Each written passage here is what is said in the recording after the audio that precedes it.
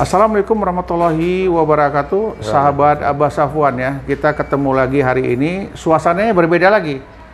Hari ini kita berbicara masalah penyakit gula darah, ya, penyakit diabetes. Orang ini menganggap ringan, orang menganggap ini tidak ada masalah.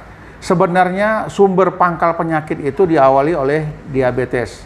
Salah satu contoh, orang yang menderita diabetes besar kemungkinan bisa kena ginjal, besar kemungkinan bisa kena liver, bisa kemungkinan kena jantung dan lain sebagainya. Kalau sudah penyakit ini menyebar kemana-mana, kita sulit untuk mengatasinya. Hari ini kita ada dua orang pakar. Yang pertama Pak Saifuddin, Dr. Saifuddin Ritonga dan Dr. Slamet Riyadi. Mereka ini adalah dua orang pakar diabetes khusus untuk Sumatera Utara, khususnya di Medan mereka stay-nya. Jadi Bapak Ibu yang butuh nanti informasi tentang diabetes dapat menghubungi beliau secara langsung. Mungkin di pengajian, mungkin di komunitas sepeda, komunitas apa saja.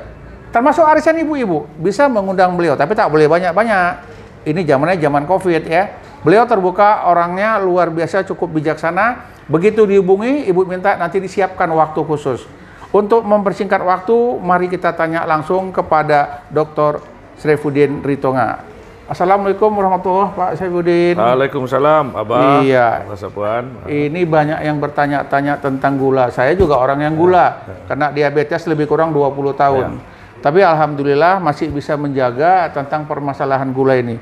Pertanyaan saya cukup dua saja. Yang pertama, bagaimana cara mencegahnya? Yang kedua, bagaimana cara mengobatinya? Baik, makasih. Ini pertanyaan yang bagus. Nah, ini kalau kita berbicara diabetes, tentunya kita akan pertama melihat dulu diabetesnya. Hampir 50% masyarakat kita itu nggak tahu dia udah terkena diabetes. Nah, setelah dia ke dokter nanti terdeteksi diabetes, baru tahu dia diabetes. Nah, bagaimana dia mencegahnya? Pertama, ya pola hidup yang sehat. Sekarang kan pola hidup masyarakat kita itu tidak banyak yang nggak sehat. Ya, terutama dengan adanya makanan-makanan yang cepat saji. Kemudian kurangnya olahraga yang kurang. Kemudian faktor stres. Salah satu bisa pemicu juga untuk diabetes meletus. Dan bagaimana cara pengobatannya? Ada 5 pilar pengobatan diabetes. Salah satu ya pola hidup yang sehat tadi, jaga makanan. Ini kan akibat pola makan kita yang nggak salah ini. Terlalu bebas makan. Nah, terlalu bebas kemudian makan. Over. Kemudian dia makanan kita tahu kalau di Medan Abah memang 2 makanan, enak dan enak sekali. Enak dan enak sekali. Ini akan memicu bagaimana diabetes itu nanti akan terus meningkat. Ini kalau nggak kita membatasi pola makan yang salah, nanti angka diabetesnya juga akan meningkat. Bahkan di seluruh dunia. Sekarang Indonesia adalah posisi 5 terbesar. 5 terbesar di dunia. Di dunia, bukan diabetes. Nah, diperkirakan nanti 2035 bisa saja kita akan nomor 1 terbesar di dunia. Nah, inilah salah satu. Jangan sampai lah. Nah, jangan korupsi nomor 1, nanti masuk lagi diabetes nomor 1. Coba yang baik-baiklah untuk Indonesia ini kayaknya. Ya, itulah salah satu pola makan kita. Kita mulailah kita rubah sekarang. Kalau istilah kami di ada perbedaan nggak kalau saya boleh tahu? Pola makan untuk olahragawan dan pola makan yang biasa, yang bukan olahragawan. Biasanya begini, Mbak Safwan. Biasanya kalau orang normal itu biasanya dia makan 1.800 kalori. Orang biasa, yang orang normal. Biasa, ya termasuklah yang sehat lah. Yang sehat. Kalau orang diabetes itu 1.600 ke 1.700, itu 3 kali makan satu hari. Bapak bayangkan aja kalau dia 1.800 kalori untuk normal, kalau kita makan sepiring nasi goreng udah berapa itu kalorinya? Nah, belum lagi nanti makanan yang selingan, cemilan istilah Medannya. Nah, inilah penyumbang nomor 1 dalam pola penyumbang nomor 1 untuk penyakit diabetes. Baik, sahabat Abah Safwan, tadi kita dengar dari seorang pakar, Pak Dr. Saifuddin Ritonga menyatakan pola makan menentukan orang kena diabetes.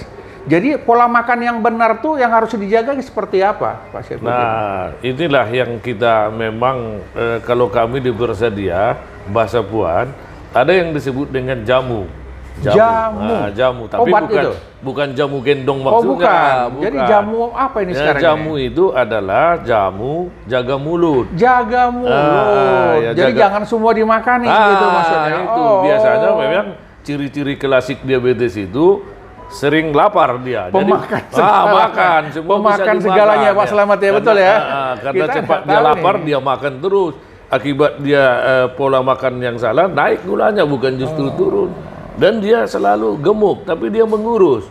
Mengurus dia gemuk, pola makan yang salah, dia kurus terus. Nah itulah di masyarakat kalau disebut orang dengan gula kering. Kenapa dia?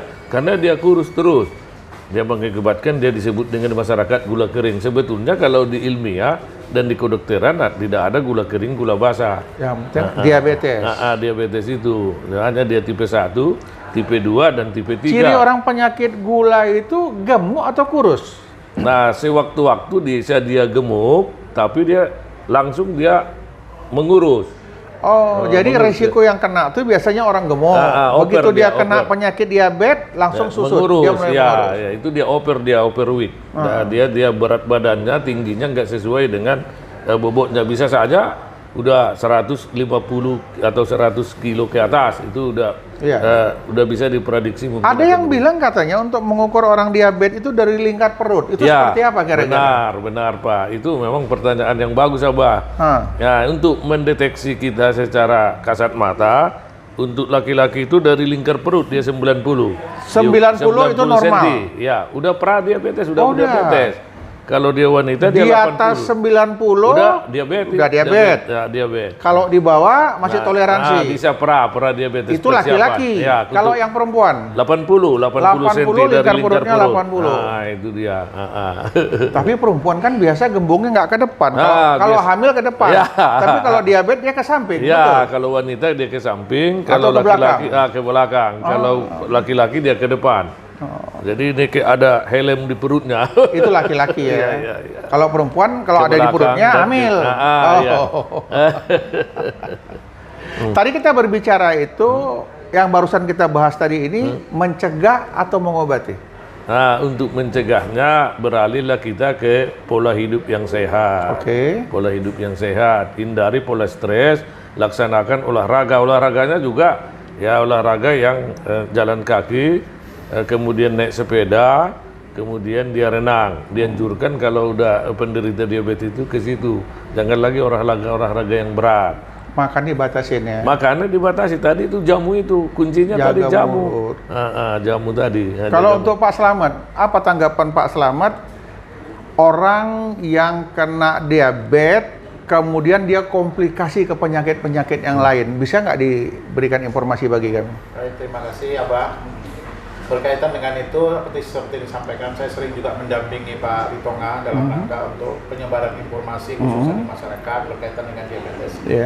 Karena Pak Ritonga juga memang pakarnya di bidang khususnya pengamat dan khususnya di praktisi lah. Jadi di praktisi, jadi beliau sering memberikan satu informasi ke masyarakat tentang resiko terhadap diabetes. Makanya sering juga saya mendampingi. Nah, kalau fenomena di masyarakat sendiri yang sering terjadi itu kadang-kadang ketidakpahaman memang. Ketidakpahaman dari masyarakat berkaitan dengan diabetes. Gitu. Yang selama ini hanya tahunya adalah kencing manis atau sakit gula gitu-gitu aja. Yang ketidakpahaman masyarakat itu ya.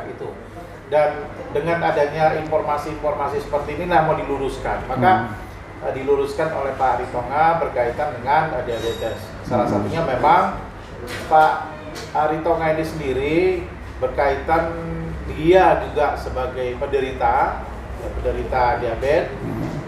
Ya cukuplah dalam rangka untuk memberikan pemahaman kepada totalitas ke masyarakat.